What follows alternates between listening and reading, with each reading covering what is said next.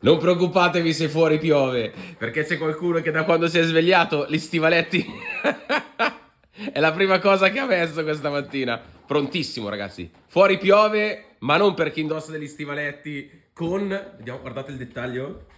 Non ho finito. Bellissimo. Non ho finito di parlare. Ah, scusami, cosa volevi dire? Di. Oh, preso! Dai. Tocca a te.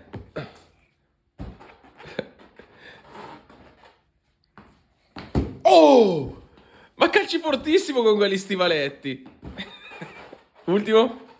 Prendilo. Oh!